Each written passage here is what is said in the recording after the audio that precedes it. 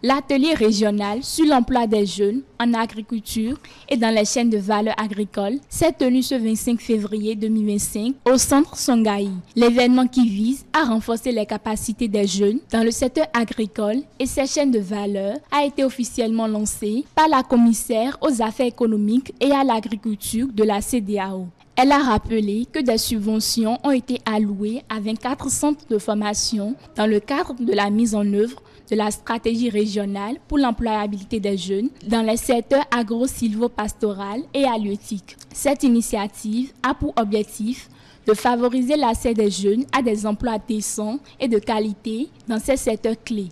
Aujourd'hui, nous procédons au lancement officiel de la deuxième vague de formation qui vise à renforcer les capacités de 3 850 jeunes, dont 40% de femmes, dans le domaine de l'agriculture et ses chaînes de valeur.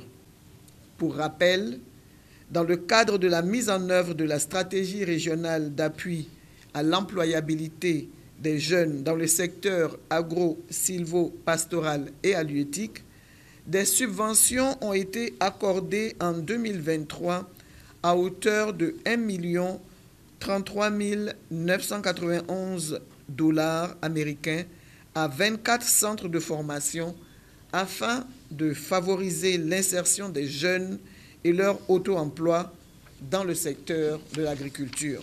Elle a également présenté les centres de formation ayant bénéficié des subventions accordées par la Communauté économique des États de l'Afrique de l'Ouest, CEDEAO. Ces subventions visent à renforcer les capacités des centres et à soutenir la formation des jeunes dans ces domaines essentiels. La CEDEAO a alloué une subvention de 2 238 000 $ américains à 3 différents centres répartis de la façon suivante.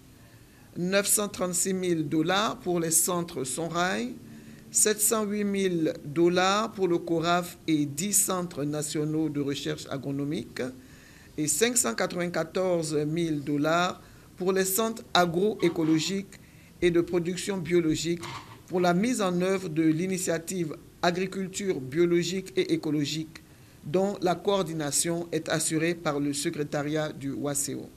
De son côté, le directeur du centre régional Songaï réaffirme l'engagement de son établissement à développer des pôles alimentaires viables visant à répondre aux défis alimentaires, environnementaux et économiques. En s'appuyant sur le modèle intégré du Songaï, nous allons bâtir des pôles agroalimentaires viables et reproductibles à travers toute la région de la CEDEAO.